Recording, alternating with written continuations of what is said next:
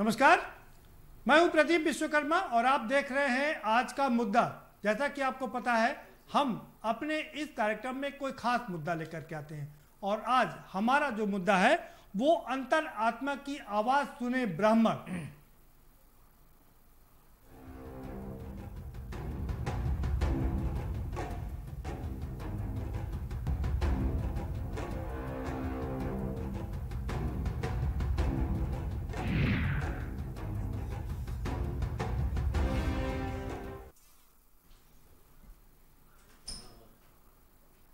जी हाँ, कल से विधानसभा का सत्र शुरू होना है। बहुत संक्षिप्त सत्र है, 3 दिन का विधानसभा का सत्र है। कोरोना काल चल रहा है, लेकिन विधानसभा सत्र की मजबूरी है, बुलाना ही है। और हर समय अमूमन होता क्या था, जब ये सत्र होता था तो उसके वो पहला दिन बड़ा हंगामेदार होता था। इस बार भी हंगामा होना लाजमी है, जरूर हंगामा होगा, लेकिन मुद्दे बदले होंगे और तेवर बदले होंगे। पहले हर बार विपक्ष सरकार को घेरने की कोशिश करता था कानून व्यवस्था के नाम पर, लेकिन इस बार मुद्दा कुछ दूसरा होगा। मुद्दा होगा ब्राह्मणों का, ब्राह्मणों पर हो रहे अत्याचार का। और लगातार तमाम राजनीतिक पार्टियां इस मुद्दे को हवा देने की कोशिश कर रही हैं और इसी कड़ी कांग्रेस भी इसमें पीछे नहीं थी, लेकिन अब इसी कड़ी में कांग्रेस के पूर्व केंद्रीय मंत्री जितिन प्रसाद ने एक चिट्ठी लिख करके एक और हंगामा बरपा दिया है। जितिन प्रसाद ने विधायकों को चिट्ठी लिखी है कि आप दलगत राजनीति से ऊपर उठ करके ब्राह्मणों के खिलाफ हो रहे अत्याचार का विरोध कीजिए। यानी कि उत्तर प्रदेश में ब्राह्मणों के साथ में जो अत्याचार हो रहे हैं उसका विरोध कीजिए। दल से कोई मतलब नहीं है, सबसे ऊपर दलगत राजनीति से ऊपर उठ करके इसका विरोध कीजिए। ये कोई पहली मर्तबा नहीं है जब जितिन प्रसाद ने इस ब्राह्मण राजनीति को आगे बढ़ाया है। उनको जिम्मा ही सौंपा गया है कि वो ब्राह्मणों को अपने पक्ष में करें।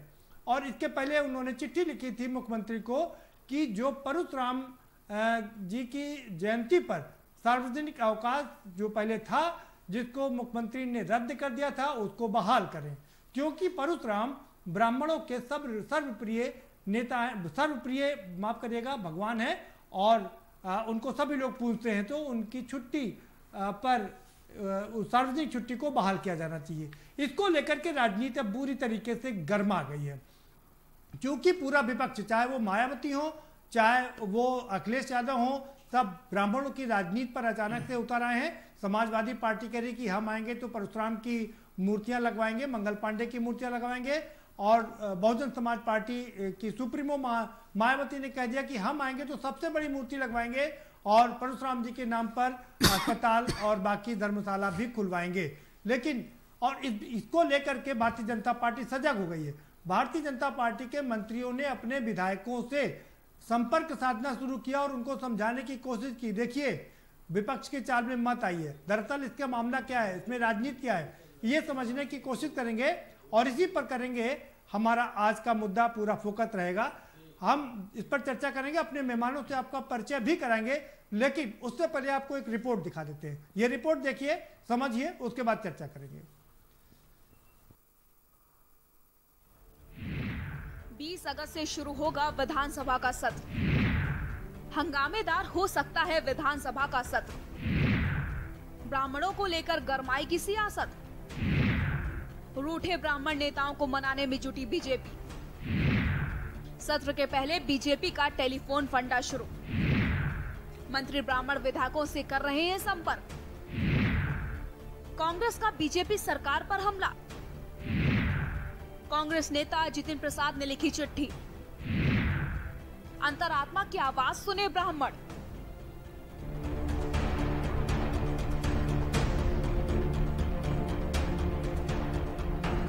बीस अगस्त से शुरू हो रहे यूपी विधानसभा के मानसून सत्र में इस बार कई बदलाव देखने को मिलेंगे।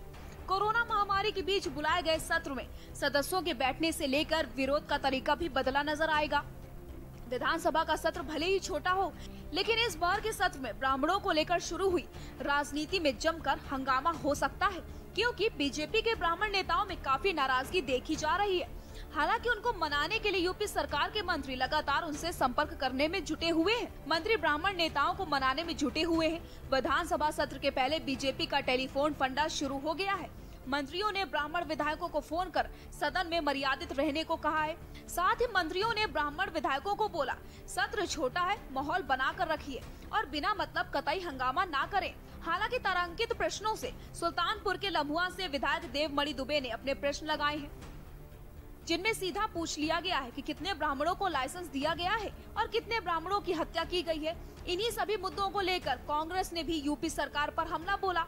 पूर्व केंद्रीय मंत्री जितिन प्रसाद ने चिट्ठी लिखी है, जिसमें कहा गया है कि ब्राह्मण नेता अपने अंतरात्मा की आवाज सुने और किसी के बहकावे में आकर अपनी आवाज को कतई ना दबाए, क्योंकि ब्राह्मणों पर हो रहे अत्याचार असहनीय है। बहरहाल उत्तर प्रदेश की विधानसभा में ब्राह्मणों को लेकर चढ़ी सियासत किस कदर करवट लेगी, ये तो आने वाला वक्त ही बताएगा। लेकिन सबसे बड़ा सवाल यही उठता है कि आखिर ब्राह्मण नेता किसकी अंतरात्मा की आवाज सुनते हैं और किसकी नहीं सुनते।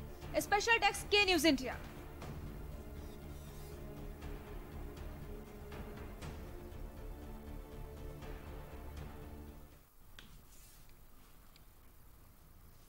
जी हाँ, अंतरात्मा की आवाज सुने ब्राह्मण, ये कहना है जितिन प्रसाद का। हमारे साथ बहुत खास मेहमान जुड़े हुए हैं, हम उनसे आपका तारुफ करवा देते हैं। ओपी सिंह साहब हमारे साथ में जुड़ चुके हैं, भारतीय जनता पार्टी के प्रखर प्रवक्ता हैं। बहुत स्वागत है ओपी सिंह साहब आपका। डॉली शर्मा हमारे साथ में जुड़ चुकी हैं, कांग्रेस की बहुत ही प्रखर प्रवक्ता है, नेत्री है। आपका भी बहुत स्वागत है डॉली शर्मा जी। दो खास मेहमान हमारे साथ यहाँ कानपुर लखनऊ स्टूडियो से जुड़े हुए हैं। भूपेन तिवारी जी जुड़ चुके हैं, राजनीतिक विश्लेषक हैं। बहुत स्वागत है आपका भूपेन जी। और साथ ही साथ में हमारे साथ दलित चिंतक के रूप में रविकांत, प्रोफेसर रविकांत भी जुड़ चुके हैं। आपका भी बहुत स्वागत है। अब से कुछ देर बाद एक और खास मेहमान हमारे साथ में जुड़ेंगे, पूर्व कैबिनेट मंत्री और समाजवादी पार्टी के बड़े नेता, ब्राह्मण नेता मनोज पांडे जुड़ेंगे।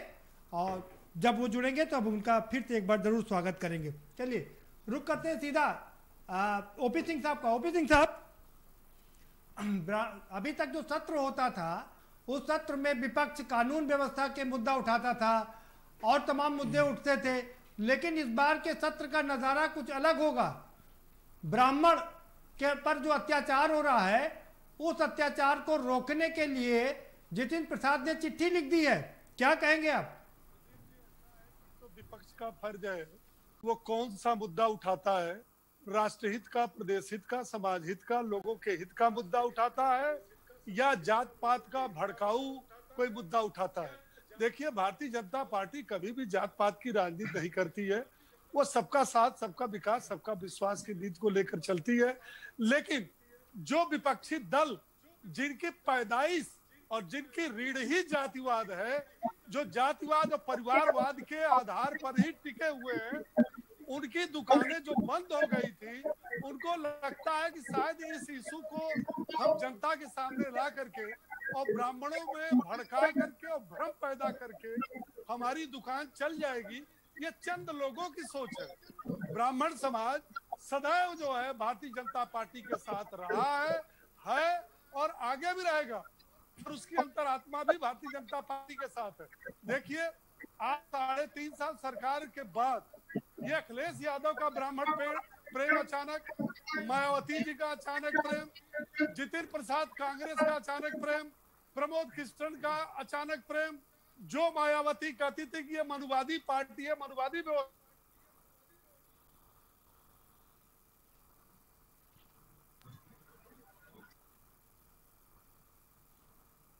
ब्राह्मण के साथ अत्याचार हुआ कहाँ है? अरे भाई प्रदीप जी, 3.5 साल में 124 पुलिस मुठभेड़ में मारे गए अपराधी, जिसमें 47 अल्पसंख्यक हैं, 11 ब्राह्मण है, वो भी 6 बिकरू कांड के हैं, 2 लखनऊ के हैं, 1 बस्ती के हैं, 2 अन्य जगहों के, 8 यादव हैं, 58 में राजपूत है। मैं तो आश्चर्यचकित हूँ। ये प्रबुद्ध समाज जो कि प्रदेश को और लोगों को रास्ता दिखाता है, वो अपराधियों की जात पूछ रहा है, उनको दर्द हो रहा है। क्या अपराधियों की कोई जात होती है? क्या जो दुर्दांत अपराधी हैं उनको मारा जाना इनको कष्टप्रद है? जितिन प्रसाद जी ने कमान संभाली है, उन्होंने अपनी एक अलग बना ली है, ब्राह्मण एकता परिषद। दुनिया में सबको अधिकार है लोकतंत्र में, आप सारी जातियां अपना समझ लें, लेकिन भारतीय जनता पार्टी को इस जाति पात से कोई लेना देना नहीं। जिन जातियों को ये अच्छा लग रहा है, ये उन्हीं को मुबारक, और वो उसी की राजनीति करें, वो उसी मुद्दे को लेकर के जनता में जाएं और उनको बरगलाएं। जैसे सीए को लेकर के भड़काया और भी तमाम चीजों को लेकर के भड़काया, वो इस मुद्दे को भी भड़काएं। 3.5 साल बाद भाई कहते हैं कि ब्राह्मण नेता मानते हैं परशुराम जी को, उनको बताइए कि वो ब्राह्मण नेता नहीं थे, वो भगवान परशुराम थे, और भगवान के 10 अवतारों में से परशुराम भी भगवान के। ओपी सिंह साहब आएंगे दोबारा से आपके पास, आएंगे। दो चीजें आपसे समझेंगे। एक चीज आपको ये बताना चाहेंगे कि कोई राजनीतिक पार्टियां, मैं बड़ी ईमानदारी से ये बात कह रहा हूं, कोई राजनीतिक पार्टी जातिवाद की राजनीति नहीं करती है। मैं ये बार बार अपने कार्यक्रम में कह देता हूं, क्योंकि सारी राजनीतिक पार्टियों का दावा कि हम जाति की राजनीति नहीं करते, दूसरी पार्टी करती है। दूसरी बात हम आपको बताते चलेंगे और आपसे सवाल भी लेंगे कि जो सीए के कारण जो वो दिल्ली में वो हो रहे थे, आंदोलन हो रहे थे, उसके ज्यादातर लोगों ने आपकी पार्टी ज्वाइन कर लिया है। उस पर भी सवाल खड़े हो रहे हैं, जवाब आपसे लेंगे। डॉली जी का रुख करेंगे। डॉली शर्मा जी, ओपी सिंह साहब कह रहे हैं कि राष्ट्र हित के मुद्दे उठाने चाहिए, देश हित के मुद्दे उठाने चाहिए, कहां ये आप जातिवाद के मुद्दे उठा करके ले आ रही हैं?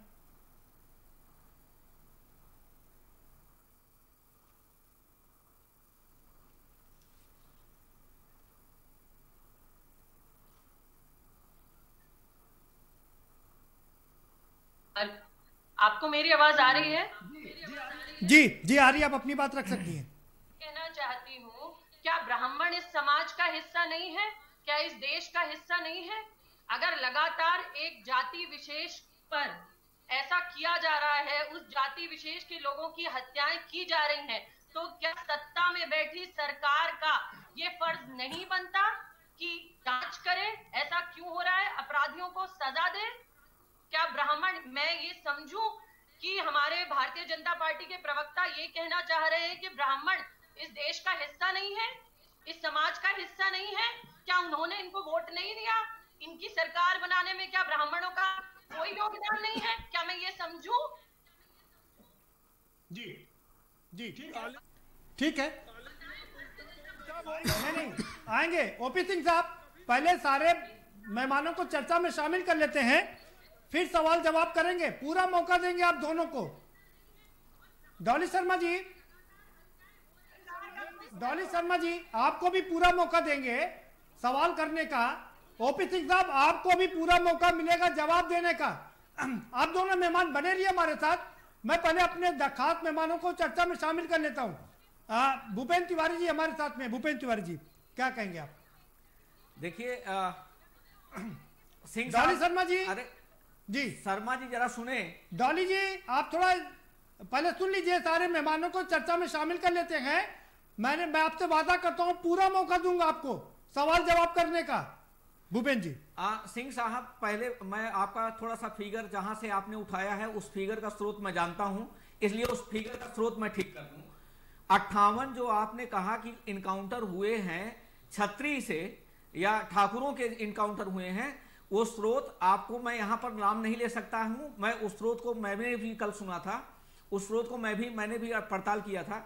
वहां पर साफ साफ लिखा हुआ है छत्री और अन्य वर्गों से, वो सिर्फ 58 छत्री नहीं है। पहली बात तो आपको ये ठीक कर दें, नहीं उसमें एससी एसटी और ओबीसी भी है। अन्य वर्ग साफ साफ उसमें लिखा था। जिसने भी लिखा था ये, चूंकि ये चैनल पे हम बैठे हैं, हम दूसरे का नाम नहीं लेंगे, हम इसलिए उस चीज को कह रहे हैं कि वहां पर अन्य लिखा हुआ था, अन्य वर्ग, वहां पर उसने क्लियरिफाई नहीं किया हुआ है। नंबर 1। नंबर 2, आप देखिए, चाहे बिकरू कांड की बात अगर आप कर रहे हैं तो बिकरू कांड की ही बात कर लीजिए। चलिए हम एक मुद्दे की बात कर लेते हैं। विकास दुबे का जो वो एक अपराधी था, उसने जो कार्य किया उसका हश्र इससे भी बदतर होना चाहिए था, इससे भी बुरा हश्र होना चाहिए था। लेकिन क्या उसके परिवार के साथ भी वही हश्र होना चाहिए था? कितने छत्रियों के साथ उस तरह का हश्र हुआ है जरा हमें बता दें। उसका 11 जो उसका बेटा है 15 साल का 14 साल का एक नाबालिग बेटा है, क्या उसको भी अपराधी बनाना चाहती है सरकार? मतलब क्या उसके साथ भी उसी तरह का बिहेव करना चाहती थी सरकार? नंबर 1। नंबर 2, जिस तरह से चुन चुन के मारे गए हैं, जरा सा आप एक तरफ से गिनना शुरू करिएगा। सुल्तानपुर में भद्रबंधु हैं, कौन सा पुण्य कार्य किया है? उनके ऊपर कितने मुकदमे लदे हुए हैं। अभय सिंह हैं, कितने मुकदमे लगे हुए हैं फैजाबाद में। ठीक है। धनंजय सिंह हैं, कितने मुकदमे लगे हुए हैं उनके ऊपर। ब्रजेश सिंह हैं, चुलबुल सिंह हैं, कितने लोगों के नाम लें। इन सब के ऊपर कार्यवाही कब होगी। दूसरी चीज, गाजीपुर से भाग करके एक अपराधी, आजम खान को तो तुरंत पकड़ लिया जाता, लेकिन गाजीपुर से भाग करके एक अपराधी जाकर के पंजाब में सरेंडर कर देता है। सरकार की पुलिस सोती रह जाती है। कैसे भाई। इसके बाद आप जरा सा, इतने दिन से अतीक अहमद जेल में बंद हैं, उनके गुर्गों पर कितनी कार्यवाही हुई। अरे भाई, केवल संख्या गिना देने से ये कार्य नहीं हो जाएगा। संख्या गिनाने से नहीं। और आज विपक्ष जो हमलावर है, वास्तव में विपक्ष कमजोर है, उसका फायदा सरकार उठा रही है। विपक्ष को तो वास्तव में इस समय मुद्दा उठाना चाहिए था कि कितने कोरोना से मर रहे हैं, कितने कोरोना से संक्रमित हो रहे हैं, कितने लोगों की जॉब जा रही है, कितने लोग भूखे मर रहे हैं। विपक्ष को यह करना चाहिए था। विपक्ष किसको उठा रहा है? परशुराम का। 1 मिनट में सराव लूंगा, बस 1 मिनट जी। परशुराम जी का जो मुद्दा उठा रहे हैं, भगवान परशुराम हमारे पूज्य थे, लेकिन उससे भी कम पूज्य हमारे गुरु वशिष्ठ नहीं थे। गुरु वशिष्ठ भी भगवान हैं, उनको भी सबसे पूर्ण आत्मा भी गुरु वशिष्ठ को माना जाता है। लेकिन चूंकि भगवान परशुराम एक आक्रामक रूप है और गुरु वशिष्ठ एक सौम्य रूप है, इसलिए लोग राजनीतिक हित साधने के लिए भगवान परशुराम की मूर्ति लगाएंगे, गुरु वशिष्ठ की मूर्ति नहीं लगाएंगे। ठीक है, आएंगे भूपेन जी आपके बात में। प्रोफेसर रविकांत जी, आप देख रहे हैं, क्या ये एक ब्राह्मणों का नरेशन तैयार किया जा रहा है? आपकी क्या राय है? देखिए, मैं यही समझता हूँ कि एक तो भारतीय जनता पार्टी में क्षत्रिय बनाम ब्राह्मण ये वर्चस्व की लड़ाई चल रही है। योगी आदित्यनाथ के मुख्यमंत्री होने के समय भी कुछ ब्राह्मण नेताओं ने नाराजगी जाहिर की थी और उन्होंने कहा था कि ठाकुर कितनी संख्या में है, हम लोग ज्यादा हैं और ब्राह्मण एक लंबे समय से मुख्यमंत्री नहीं हुआ है, तो भारतीय जनता पार्टी को ब्राह्मण को मुख्यमंत्री बनाना चाहिए। लेकिन योगी आदित्यनाथ मुख्यमंत्री बने, उस समय तो ये मुद्दा मुझे लगता है कि कहीं पृष्ठभूमि में चला गया था। लेकिन पिछले कुछ दिनों से जो योगी आदित्यनाथ की अपनी कार्यशैली है, वो जिस ढंग से आक्रामक, पहले वो राजनीति करते थे, आजकल आक्रामक वो सरकार चला रहे हैं। उन्होंने सीधे तौर पर ठोको नीति शुरू कर दी और उस ठोको नीति का परिणाम क्या हुआ, आपको कोई वहां अपील नहीं होगी, कोई दलील नहीं होगी, कोई जज नहीं होगा, कोई अपराधी कोर्ट में नहीं जाएगा, सीधा आपने पुलिस को ही जज बना दिया है और ठोकने के लिए कह दिया है।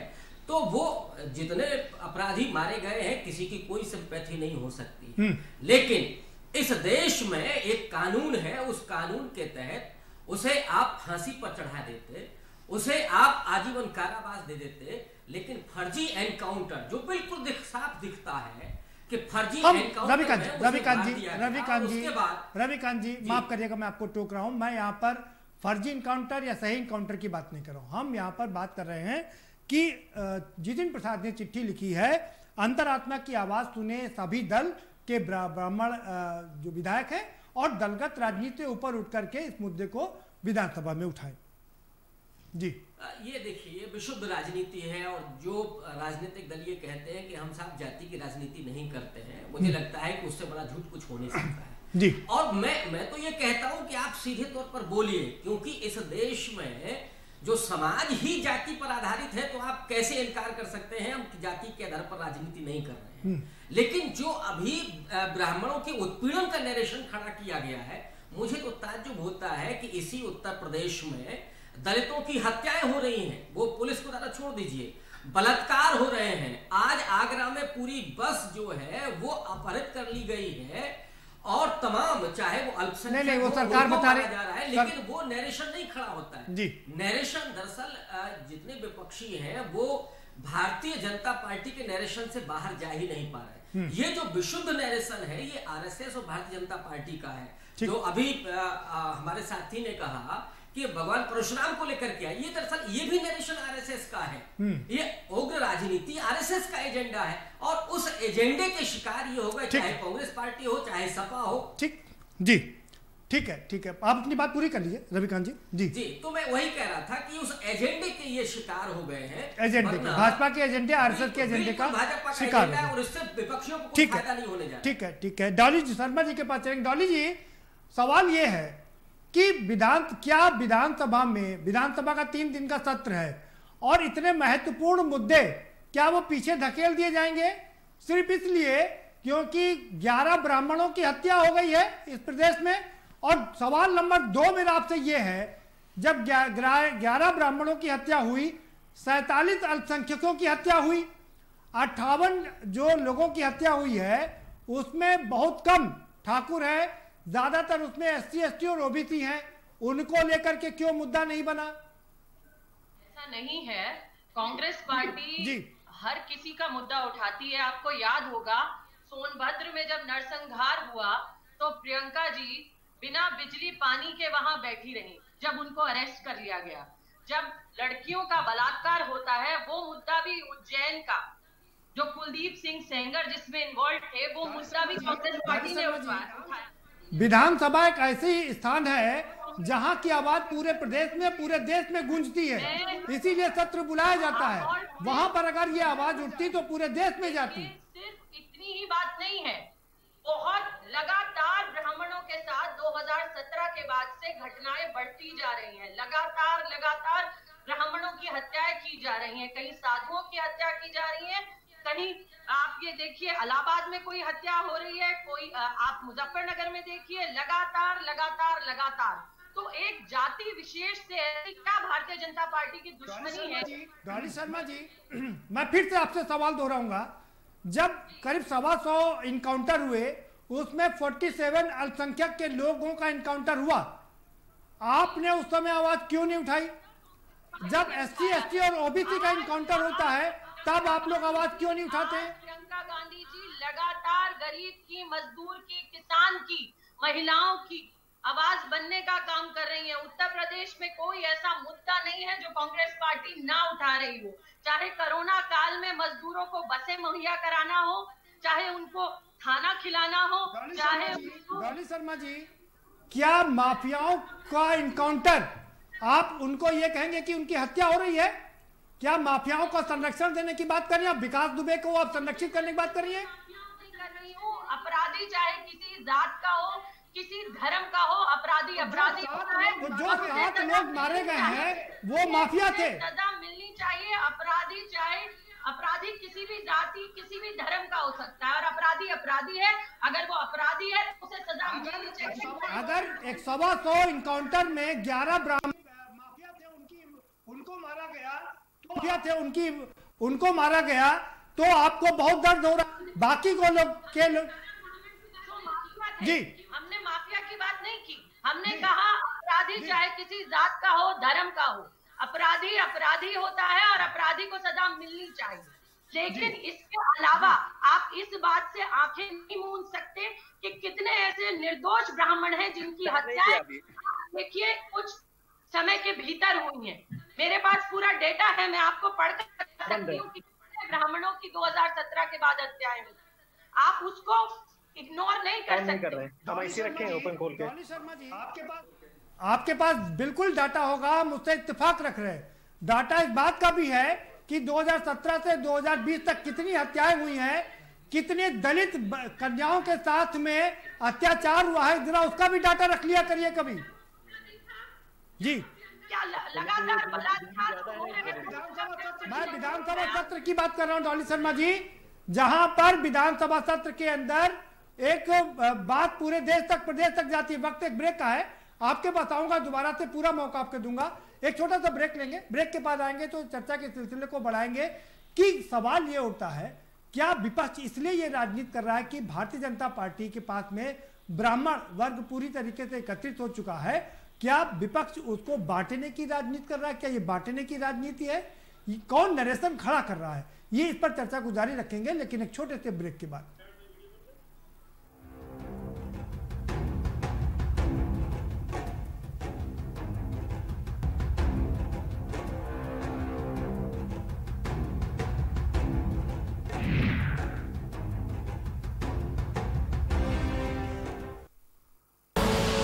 आप देख रहे हैं के न्यूज, खबरों का सारथी। खुदी को आजमाया है तो ये अंदाज आया है, खुदी को आजमाया है तो ये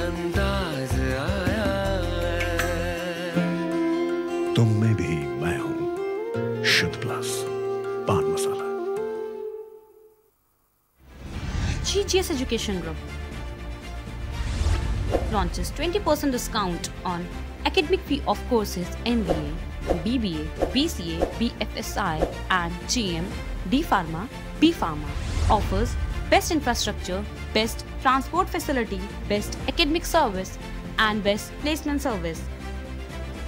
Register today to avail 20% discount.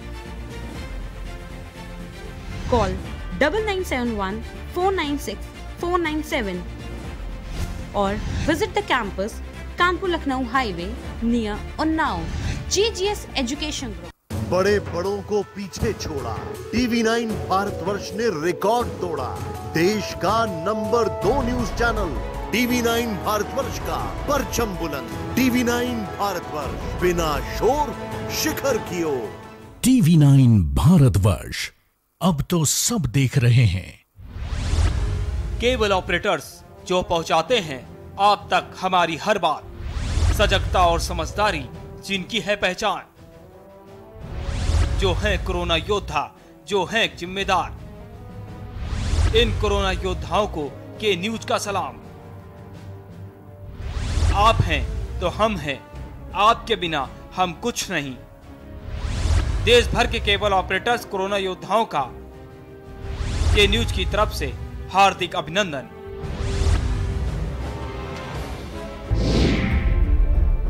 क्या है भरण पोषण की परिभाषा? भरण पोषण पर किनका है हक? बेऔलाद किससे पाए अपना हक? भरण पोषण न करने पर क्या है दंड? भरण पोषण की क्या होगी राशि? बुजुर्गों का हक ऐते रख. कीजिए सवाल, जानिए अधिकार. 0512 239 0031 और 0512 239 0032. हमारी खास पेशकश वकील आपका में रविवार दोपहर 3 बजे सिर्फ के न्यूज इंडिया पर. मिलेगा हर समस्या का समाधान. विवाह में बाधा, जीवन में वास्तु शास्त्र का प्रभाव, शिक्षा में ग्रह नक्षत्रों का प्रभाव, कारोबार में आने वाली हर बाधा का, जिंदगी में ग्रह नक्षत्रों का प्रभाव, नौकरी में बाधा. देखिए हर समस्या का समाधान live with Acharya Lankesh.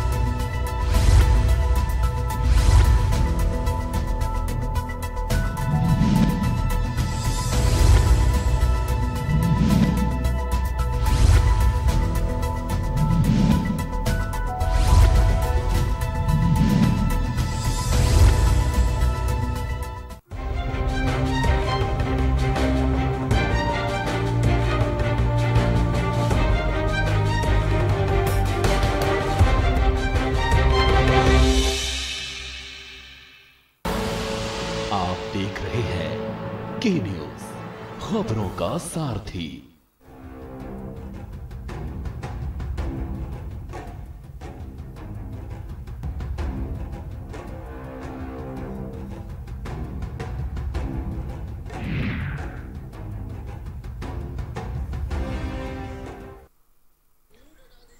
Break के बाद आपका स्वागत है और हमारे साथ एक और खास मेहमान जुड़ चुके हैं। मनोज पांडे जुड़ चुके हैं, पूर्व कैबिनेट मंत्री हैं, समाजवादी पार्टी में कैबिनेट मंत्री रहे हैं और ब्राह्मण प्रबुद्ध वर्ग के अध्यक्ष भी हैं। आपका बहुत स्वागत है मनोज पांडे जी। और सीधा आप ही का रुख करेंगे। जितिन प्रसाद जी ने चिट्ठी लिख दी है, कल से विधानसभा का सत्र शुरू हो रहा है और वहां कहा कि सारे ब्राह्मण दलगत राजनीति से ऊपर उठ करके अंतरात्मा की आवाज पर ब्राह्मणों के ऊपर हो रहे अत्याचार का मामला उठाएं। क्या कहेंगे आप?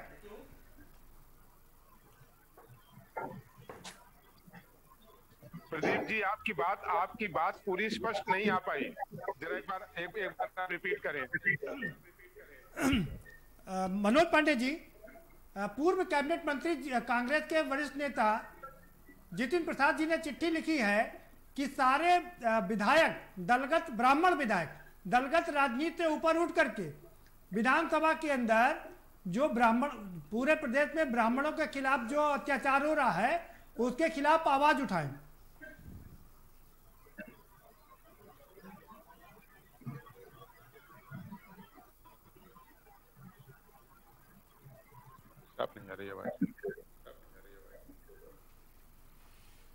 मनोज जी, आवाज मिल रही है आपको? जी जीते, मैं फिर से सवाल दोहरा दे रहा हूं। कांग्रेस के वरिष्ठ नेता और पूर्व केंद्रीय मंत्री जितिन प्रसाद ने चिट्ठी लिखी है सभी विधायकों को, ब्राह्मण विधायकों को, कि विधानसभा के अंदर दलगत राजनीति से ऊपर उठ करके ब्राह्मण के खिलाफ जो अपराध हो रहे हैं, अत्याचार हो रहा है, उसके खिलाफ आवाज उठाएं।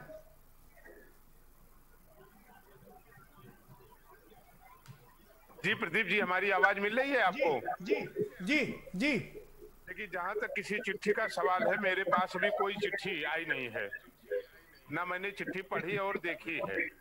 लेकिन ये बात स्पष्ट है कि आज उत्तर प्रदेश में जिस तरीके से लगातार ब्राह्मण परिवारों के साथ घटनाएं हो रही हैं, हत्याएं हो रही हैं, लूट हो रही है, अपमान हो रहा है, उससे आज उत्तर प्रदेश का ब्राह्मण चिंतित भी है, व्यथित भी है और परेशान भी है।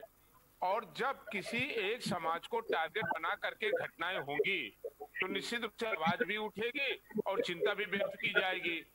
अब जहाँ तक सवाल है ब्राह्मणों के इस सवाल पर समाजवादी प्रबुद्ध सभा और प्रबुद्ध समाज जिसका मैं अध्यक्ष हूँ, लगातार हम लोग इस पर चिंता भी व्यक्त कर रहे हैं। और जहाँ सवाल पैदा हो रहा है कहीं ब्राह्मणों पर अन्याय का और अत्याचार का, तो हम लोग लड़ाई भी लड़ रहे हैं। ठीक है, ठीक है, ठीक है सर, बने रहिए हमारे साथ में। ओपी सिंह साहब का रुख करेंगे। ओपी सिंह साहब, आपने भूपेंद्र तिवारी को सुना, डॉली शर्मा जी को सुना, मनोज पांडे जी को सुना, क्यों कर रहे हैं क्यों आपकी पार्टी कर रही है सरकार ब्राह्मणों पर अत्याचार? पहली चीज तो ये है प्रदीप जी कि जो आपका डिबेट चल रहा है इसमें बार बार 124 अपराधियों के मुठभेड़ में मारे जाने की बात की चर्चा हो रही है और उसमें बार बार डिबेट में हत्या कहा जा रहा है। मुठभेड़ में 21 पुलिस के अधिकारी और जवान भी शहीद हुए, उनको कौन सी संज्ञा दी जाएगी? नंबर 1। नंबर 2, अगर पुलिस और अपराधियों में मुठभेड़ में ओपी सिंह साहब, ये जो 125 मुठभेड़ हुई हैं उसमें कितने जरा लोग शहीद हुए, पुलिस के लोग बता दीजिए। बात यह है प्रदीप जी कि जब पुलिस और अपराधियों में मुठभेड़ होता है और पुलिस के लोग मारे जाते हैं तो उसको इनकाउंटर की संज्ञा दी जाती है, लेकिन जब अपराधी मारा जाता है तो सवाल उठाया जाता है। ये सवाल उठाने वाले कौन हैं? ये हिंदू मुस्लिम की राजनीति करने वाले कौन हैं? ये जातियों में करने वाले कौन हैं? ये वंशवाद और परिवारवाद और जातिवाद की राजनीति करने वाले कौन हैं? विजय प्रकाश मिश्रा, अतीक अहमद, मुख्तार अंसारी, फूलन देवी को माननीय बनाने वाले कौन? मैं इसका भी जवाब चाहता हूँ। रही बात जातपात की, सुनिए एक मिनट, भूपेंद्र जी आपको पूरा मौका देंगे। ओपी सिंह साहब, एक सवाल, कई लोगों ने ये सवाल उठाया है, वो उस सवाल का जवाब भी आपसे चाहेंगे। अरे डॉली शर्मा जी, मैं एक सवाल पूछ लूं, पूरा मौका आप ही लोगों को दूंगा। ओपी सिंह साहब, एक सवाल आपसे ये है, डॉली शर्मा जी, मैं पूरा मौका दूंगा आपको, 1 मिनट में एक सवाल पूछ लूं। ओपी सिंह साहब, सवाल सुनिए, सवाल सुन लीजिए। सवाल, सारे जितने हमारे मेहमान हैं सब सवाल ये उठा रहे हैं कि 58 जो लोगों का इनकाउंटर हुआ है जिसमें आप बता रहे हैं कि ठाकुर है, उसमें तो ज्यादातर SC ST और OBC के लोग हैं। कितने ठाकुर मारे गए बताइए जरा उसमें। भूपेंद्र जी सवाल पूछ रहे हैं आपसे। भूपेंद्र जी पूछ रहे हैं, मैं उनको पूरा डाटा बताता हूँ। 124 अपराधी मारे गए, दुर्दांत अपराधी मारे गए। इसमें कोई वो डाटा सबके सामने है। 58 जो आपने डाटा गिनाया, जो प्रसारित करवाया, उस 58 में से कितने ठाकुर हैं ये बता दीजिए। ये भूपेंद्र जी का सवाल है। मैंने कहा कि 124 दुर्दांत अपराधी उत्तर प्रदेश में मारे गए हैं, जिसमें दुर्दांत अपराधी हो गए। सब अपराधी है, कोई निर्दोष नहीं मारा गया जी, कोई निर्दोष संत नहीं मारा गया। 47 अल्पसंख्यक मारे गए हैं, 11 ब्राह्मण मारे गए हैं, 8 यादव मारे गए हैं, 58 में ठाकुर, ओबीसी, बस और SC ST है।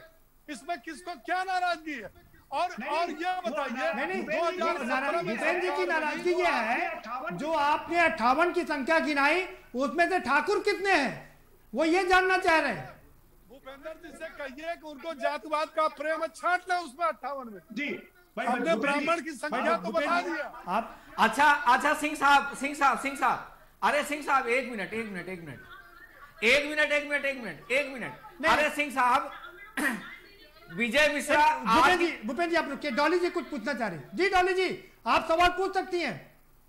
ब्राह्मण क्यों मारे जा रहे हैं? अपराधियों की बात हम नहीं कर रहे हैं। PBA में पढ़ता हुआ अपराधी मारे जा रहे हैं, ब्राह्मण नहीं मारे जा रहे। अपराधी की बात कर लेते हैं, रुकिए तो ब्राह्मण नहीं मारे जा रहे, अपराधी मारे जा रहे हैं। अरे सिंह साहब एक मिनट सिंह साहब, विजय मिश्रा अपराधी हैं? भदोही के विजय मिश्रा अपराधी हैं, हाँ या ना? ठीक है, जल्दी अपनी बात। विजय मिश्रा अगर अपराधी हैं तो जब उन्होंने क्रॉस वोटिंग किया था आपके फेवर में, तब वो कहां से दूध के धुले हो गए थे? जब विजय मिश्रा क्रॉस वोटिंग करके अपनी पार्टी से आपके फेवर में राज्यसभा का वोट दिए थे, उस समय वो कैसे दूध के धुले हो गए जो आज के अपराधी हैं? ठीक है। विकास दुबे का महाराज ठीक नहीं था। अरे हम विकास दुबे को अपराधी कह रहे हैं, लेकिन उसका लड़का अपराधी है। नहीं, विकास दुबे अपराधी है, उसका जो हत्या होना था हुआ, लेकिन उसके लड़के की बात करिए सिंह साहब, उसके बीवी की बात करिए सिंह साहब, वो उस महिला की बात करिए जो 4 दिन पहले ब्याह के आई थी। अरे हम उसकी बात कर रहे हैं जो 4 दिन पहले ब्याह के आई थी, 2 दिन पहले जो ब्याह के आई थी, हम उसकी बात कर रहे हैं। आपने बड़ी चालाकी से इसको ब्राह्मण और क्षत्रिय के बीच में बांट करके, और आप सब लोग जितने भी पार्टी के लोग हैं, सब लोग इसी विधानसभा सत्र में 3 दिन के सत्र में अपने वेतन और भत्ते का मुद्दा उठा लिया है बड़े चालाकी से। जब पूरे देश में सारे लोगों की नौकरियां जा रही हैं, सारे लोगों की सैलरी कट रही है, आप लोगों ने, आप सारी पार्टियों ने मिलकर के, सारी पार्टियों की बात कर रहा हूं। डॉली शर्मा जी कुछ करें जी। हाँ डॉली जी अपनी बात पूरी कर लीजिए। अपराधियों की बात नहीं हो रही, भारतीय जनता पार्टी की पार्टी जो है बात सुन लीजिए डॉली जी की। लगातार ब्राह्मण मारे जा रहे हैं, उनकी हत्या की बात हो रही है, उनकी हत्या इंसाफ कौन दिलाएगा? अरे बताइए ना, बताइए भाई ओपी सिंह साहब। अरे प्रदीप पूछे ना किसकी हत्या हुई है, किसका उत्पीड़न हुआ है, पूछिए। इलाहाबाद में एक ही परिवार के 5 ब्राह्मण मारे गए ना। मारे गए तो किन कारणों से मारे गए? रंजिश पे मारे गए क्या? और जातियां आप किसी रंजिश पे नहीं मारी जाती? मनोज जी कुछ कहना चाह रहे हैं? जी मनोज पांडे जी आप अपनी बात कर सकते हैं। डॉली जी मनोज पांडे जी कुछ कहना चाह रहे हैं। जी मनोज पांडे जी। प्रदीप जी आपके पास में प्रदीप जी मेरा एक आग्रह है कि डिबेट की एक गरिमा जरूर बनी रहनी चाहिए। जब एक कोई व्यक्ति बोले तो दूसरे हमारे साथी को नहीं बोलना चाहिए, इसलिए कि ये तो डिबेट है, अपनी अपनी बात रखनी है। बिल्कुल ठीक बात।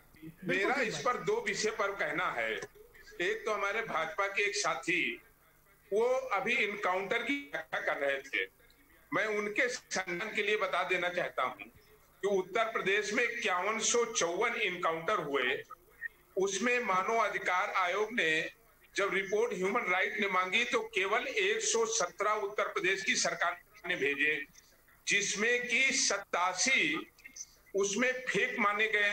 ह्यूमन राइट ने माना, हमने नहीं माना। और ह्यूमन राइट ने ये कहा कि जो ये इनकाउंटर पुलिस ने कर दिए ये झूठे हैं, संदेह पूर्वक हैं और इसको इनकाउंटर की संज्ञा नहीं दी जा सकती। नंबर 1। नंबर 2 की हम ये बात कर रहे हैं कि ये हमारे साथी बताएं कि ऐसी कौन सी मशीन है जिसमें ये जिसको डालते हैं अपराधी हो करके वो उधर से निकलता है तो साधु हो करके निकलता है। ये जिसको जब चाहे साधु बता दे, जिसको जब बताए चाहे उसको अपराधी बना दे। हम एक सवाल करना चाहते हैं, आज सवाल विकास दुबे का नहीं है। पूरे देश के ब्राह्मणों ने विकास दुबे की निंदा की है, उनका विरोध किया है, लेकिन खुशी दुबे का क्या अपराध था? 3 दिन पहले ब्याह कर आई हुई वो पत्नी जिसकी हाथ की मेहंदी नहीं छूटी थी, आपने उसको जेल भेज दिया। बाद में आपने माना कि हमने गलत जेल भेज दिया। CRP 169 की आपने नोटिस दे करके उसको छोड़ने की बात किया। 12 साल के एक लड़के अंकुर को आपने कांच के ऊपर बैठा दिया। एक लड़के जिसकी उम्र 16 साल थी। आप जिनकी बात कर रहे हैं उस लड़की की दोबारा दूसरी शादी हुई थी और उसको पता था कि वो अपराधी है, उसके बावजूद उससे शादी की थी। क्यों हो जाती है? एटा में 5 लोगों की हत्या क्यों हो जाती है? ये बात ठीक है। पीलीभीत में 3 लोगों की हत्या क्यों हो जाती है? सवाल नहीं उठेंगे, जवाब देना पड़ेगा। हाँ जी, जवाब ले लेते हैं। ओपी सिंह साहब जवाब दीजिए भाई।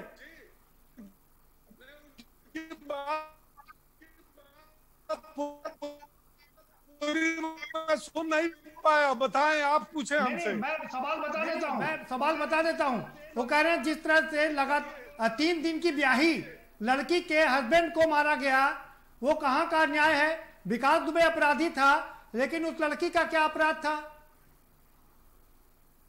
मैं ये पूछना चाहता हूँ कि इनको विकास दुबे के परिवार की चिंता है। देवेंद्र मिश्रा सीओ को मारे जाने पर उनके परिवार पर जो गुजरा, 7 पुलिस वाले मारे गए, 2 थानाध्यक्ष और सब इंस्पेक्टर मारे गए, उनके परिवार के प्रति कभी लोगों ने संवेदना व्यक्त की? किसी नेता ने आपके चैनल पर संवेदना व्यक्त की? दुबे के नाम पर इनको बड़ी संवेदना है, लेकिन जो 8 पुलिस वाले अपने कर्तव्य का पालन करते हुए शहीद हुए, उसमें भी भेदी पुलिस वाले ही थे उसमें भी खबरी पुलिस वाले ही थे सिंह साहब, उसमें भी खबरी पुलिस वाले ही थे।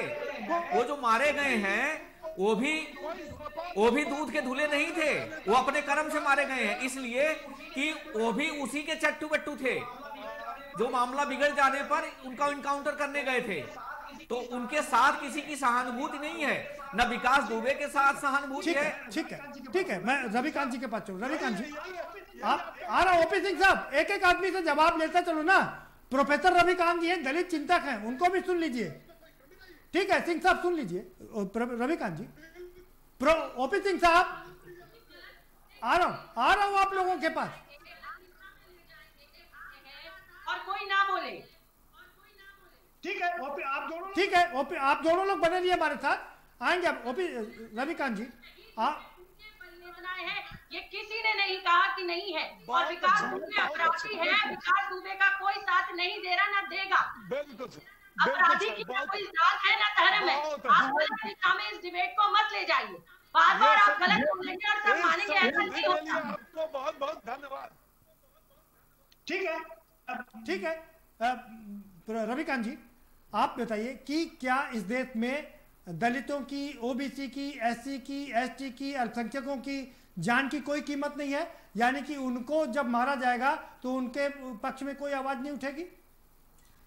देखिए निश्चित तौर पर जो आप कह रहे हैं वो बहुत बड़ी चिंता है, लेकिन अभी जो हालात है, मैंने पहले भी कहा कि भारतीय जनता पार्टी में स्वयं ठाकुर और ब्राह्मण के वर्चस्व की लड़ाई चल रही है। और जिस तरीके से योगी आदित्यनाथ सरकार ने पूरे प्रदेश के तमाम जिलों में और थानों में जो तैनातियां की हैं, जो संजय सिंह ने आरोप लगाए हैं कि एक ही जाति के थानेदार से लेकर के एसपी डीएम तक तैनात हैं। हालांकि ये भी कहा जाना चाहिए कि डीजीपी साहब जो है वो ब्राह्मण है, आपके गृह सचिव मुख्य सचिव वो ब्राह्मण है, लेकिन जो आरोप लग रहे हैं वो निश्चित तौर पर उनका जवाब दिया जाना चाहिए। दूसरी बात, ओपी सिंह साहब लगातार विकास दुबे की बात कर रहे हैं, इसका मतलब है कि जो भी एनकाउंटर में लोग मारे गए हैं कोई सहानुभूति माने उनके परिवार के लोगों के साथ या जो अपराधी अभी तक घोषित नहीं हुए थे उनके साथ कोई सहानुभूति ओपी सिंह साहब की नहीं है, और वो एक तरीके से ब्राह्मणों की हत्या को जस्टिफाई कर रहे हैं कि ब्राह्मणों की हत्या ठीक हुई, वो सारे अपराधी थे। माने आपको कानून पर कोई भरोसा नहीं है, आपको न्यायालय पर कोई भरोसा नहीं, वहां जाने की जरूरत है ही नहीं। और दूसरी तरफ आप जिस तरीके से जो मुद्दा उठा रहे हैं, अरे साहब वो स्टेट है, वो पुलिस है, उनका अपना काम है, और स्टेट पर इस तरह के सवाल नहीं उठाए जाते हैं जो आप कह रहे हैं कि साहब उनके साथ सिंपैथी नहीं है। उनके पास असलहा होते हैं, उनके पास सारी आपका सरकारी तंत्र उनके साथ होता है, तो उनके साथ सहानुभूति का दूसरा मसला होता है। ठीक है। और दूसरी बात, नहीं, मैं आपसे ये उम्मीद कर रहा था कि आप शायद दलित और SC ST OBC पर बोलेंगे। समय कम है सर हमारे पास। जी, अब मैं उसी पर आ रहा हूँ। जो NCRB का आंकड़ा है, जरा उस पर भी गौर कर लीजिए OP सिंह साहब। लगातार जिस तरीके से दलितों पर, स्त्रियों पर, अल्पसंख्यकों पर, OBC पर जो हमले हो रहे हैं, और वो समाज के जो वर्चस्वशाली लोग हैं वो हमले कर रहे हैं, और उन लोगों की FIR तक नहीं दर्ज हो रही है, उनके साथ आपकी सहानुभूति होगी कि नहीं? सरकार क्या एक ही जाति के लिए है और बाकी समाज में कोई नहीं है? किसी को तो आपकी पुलिस ठोक देगी और जो बचेंगे वो समाज के दबंग लोग ठोक देंगे। तो आप उस चीज को समझिए, वो बचे ये मरने के लिए, वो बने मरने के लिए। अब मनोज पांडे जी बहुत बढ़िया सवाल उठाया है। उत्तर प्रदेश के DGP ब्राह्मण, उत्तर प्रदेश के मुख्य सचिव ब्राह्मण, उत्तर प्रदेश के अपर मुख्य सचिव ब्राह्मण, फिर उसके बावजूद भी क्यों ये हत्याएं हो रही हैं?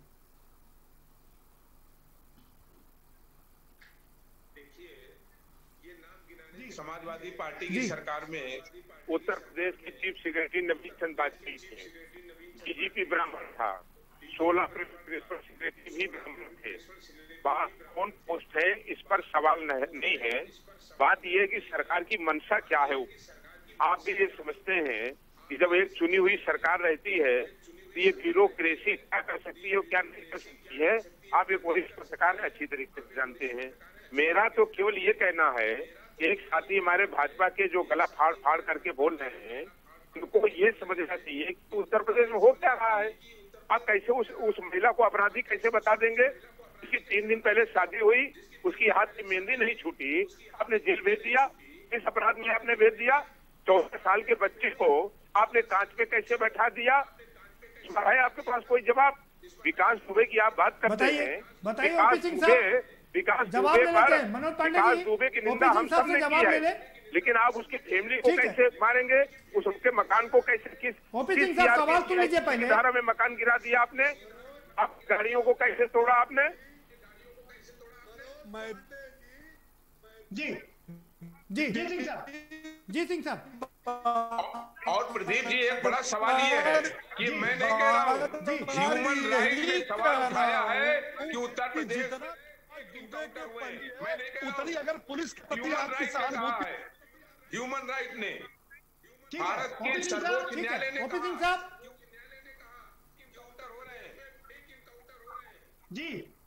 जी नहीं मनोज पांडे जी, तो सवाल ये उठता है कि अगर उत्तर प्रदेश में फेक इनकाउंटर हो रहे हैं तो आपको फेक इनकाउंटर पर सवाल खड़े करने चाहिए ना।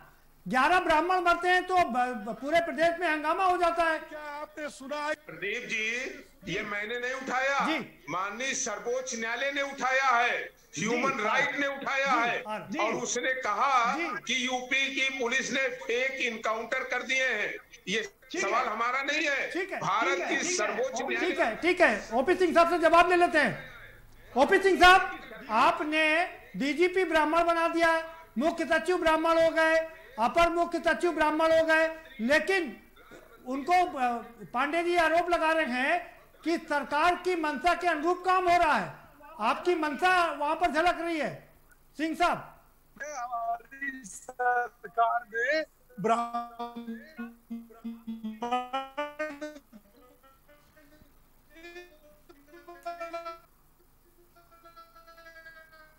ठीक है सिंह साहब, आपका थोड़ा सा ध्वनि में प्रॉब्लम है। डॉली शर्मा जी का रुक है। डॉली शर्मा जी, सवाल ये उठता है फेक इनकाउंटर, या अगर ह्यूमन राइट्स अगर कमीशन इस बात को कहता है या सुप्रीम कोर्ट कहता है तो फेक इनकाउंटर तो फेक इनकाउंटर होता है ना, तो एक समग्रता में सवाल उठाना जाना चाहिए था। आवाज सही से नहीं आ रही है, दोबारा से। जी, मेरा सवाल आपसे ये है अगर सुप्रीम कोर्ट कह रहा है कि फेक इनकाउंटर हो रहे हैं, जैसा मनोज पांडे जी कह रहे हैं, अगर ह्यूमन राइट कमीशन कह रहा है फेक इनकाउंटर हो रहे हैं, तो इनकाउंटर को समग्रता में उठाया जाना चाहिए था ना।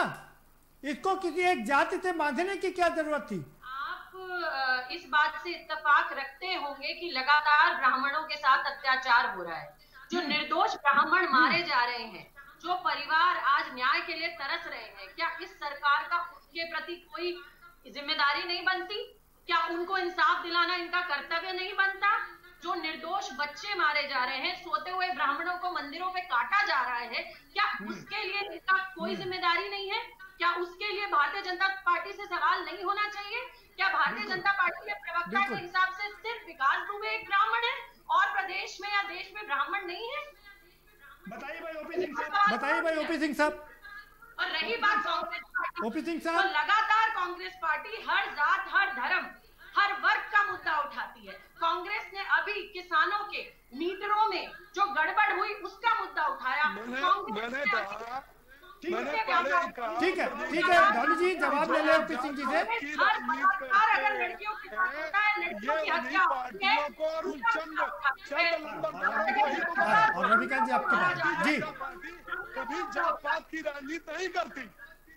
नहीं आपके नहीं, ठीक है ओपी सिंह साहब, माफ करिएगा, इससे बड़ा खराब शब्द कोई नहीं होगा कि राजनीतिक पार्टियां जात की राजनीति नहीं करती। देश की 135 करोड़ जनता है और तमाम लोग इसको सुन रहे हैं, ऐसा मत कहिए। ठीक है, तो प्रोफेसर रविकांत जी आप कुछ कहना चाह रहे हो, ये आपका फाइनल कमेंट होगा। जी जी जी जी प्रदीप जी, मैं एक सवाल पूछना चाहता हूँ मनोज पांडे जी से जी। कि पहली बात तो ये है कि जब ब्राह्मणों का इस तरह का अत्याचार सो कॉल्ड जो हो रहा था, और जो आपने पहले भी कहा कि बहुत सारे लोगों के साथ यही सब घटनाएं हो रही थी, लेकिन उन्होंने जो मुद्दा उठाया कि ब्राह्मणों के साथ अत्याचार हो रहा है, और उसके बाद वो जिस तरीके से परशुराम की मूर्तियां लगाने की उन्होंने बात की, या मैं अभी देख रहा था कि अभिषेक मिश्रा ने कहा कि सवर्ण आयोग बनाएंगे। मैं जानना चाहता हूं कि क्या ये समाजवादी पार्टी का आधिकारिक बयान है? सवाल नंबर 1। सवाल नंबर 2, मुझे ये भी बता दें कि समाजवादी विचारधारा के साथ परशुराम की आइडियोलॉजी क्या फिट होती है? ठीक है, ठीक है, परशुराम जवाब क्या समाजवादी? सवाल भाई, सब बहुत टाइम कम है। मनोज पांडे जी जल्दी से बता दीजिए कि क्या परशुराम की जो मूर्ति लगाने की बात है, क्या समाजवादी पार्टी का आधिकारिक बयान है? पूछ रहे हैं रविकांत जी। देखिए प्रदीप जी, मैं समाजवादी पार्टी का मुख्य प्रवक्ता हूं, आपको जानकारी में है। बिल्कुल ठीक है। जहां तक सवाल है, ये देश परंपराओं से चला है, सभ्यता से चला है, इसकी एक विराट संस्कृति रही। जी जी जी जी जी, अपनी बात पूरी कर लीजिए मनोज जी। अगर समाजवादी प्रबुद्ध सभा में जिसका अध्यक्ष हूं, उसने ये निर्णय ले लिया कि हम 1857 के नायक मंगल पांडे की मूर्ति हर जिले में लगाएंगे, अगर प्रबुद्ध सभा ने ये निर्णय ले लिया कि हम 75 जनपद में भगवान परशुराम जी की भी मूर्ति लगाएंगे, इनके पेट में क्यों दर्द हो रहा है? मतलब इनको ये क्या साफ हो दिक्कत गया है और किसको क्या दिक्कत है इसमें? ठीक है, ठीक है, ठीक है, आप समझ लीजिए रविकांत जी, ये प्रबुद्ध समाज ने लिया है, ना कि समाजवादी पार्टी ने। ठीक है, डॉली शर्मा जी आपका फाइनल कमेंट। विधानसभा का सत्र कल हंगामेदार होगा। लगातार किसी जाति विशेष पर लगातार हमला हो रहा है तो सवाल उठना लाजमी है, और कांग्रेस पार्टी हर जात, हर धर्म का मुद्दा उठाती है। चाहे सोनभद्र में दलितों का नरसंहार हुआ हो, चाहे महिलाओं का पर बलात्कार हो, चाहे किसानों का मुद्दा हो, चाहे अल्पसंख्यकों पर अत्याचार का मुद्दा हो, हर मुद्दा कांग्रेस पार्टी ने उठाया। और आज अगर ब्राह्मणों को कांग्रेस पार्टी की जरूरत है तो कांग्रेस पार्टी, ठीक है डॉली जी, ठीक है, समय रहा इतना ही था। जल्दी से ओपी सिंह साहब फाइनल कमेंट आपका। पार्टी कभी जात पात की राजनीति नहीं करती है, सबका साथ, सबका विकास, सबका विश्वास लेकर चलती है। जो लोग उपद्रवियों के साथ है, जो लोग वंशवादी व्यवस्था के तहत है, परिवारवादी व्यवस्था के तहत है, उपद्रवियों के साथ है, जिनके पास कोई मुद्दे नहीं है, जिनके पास कोई नीति और नियत नहीं है, वो हताशा की स्थिति में यह एक प्रकार का भड़काऊ बयान दे रहे हैं ताकि इनकी बंद दुकान खुल जाए। ठीक है, बहुत शुक्रिया। ठीक है, बहुत शुक्रिया आप सभी मेहमानों का, बहुत शुक्रिया इस चर्चा में शामिल होने के लिए। ओपी सिंह साहब का कहना है कि ये जात पात की राजनीति विपक्ष कर रहा है और हम इस तरह की राजनीति नहीं करते, भारतीय जनता पार्टी इस तरह की राजनीति नहीं करती है। और चूंकि विपक्ष की दुकान बंद हो चुकी है इसलिए वो ऐसे मुद्दे उठा रही है जिससे कि वो उनकी दुकान चल निकले। तो अपनी अपनी दुकानें सज रही हैं। चूंकि 2022 में उत्तर प्रदेश में चुनाव है, इससे पहले अभी 1-2 महीने बाद बिहार में चुनाव हो जाने जा रहा है, तो सारी राजनीतिक पार्टियां अपनी अपनी दुकानें सजा रही हैं और इन्हीं दुकानों में अब इस बार ब्राह्मण बिकता है। ब्राह्मण की राजनीति बहुत तेजी से बिक रही है। फिलहाल इस कार्यक्रम में इतना ही। आप हमें दीजिए इजाजत और बाकी खबरों के लिए देखते रहिए के न्यूज़ इंडिया।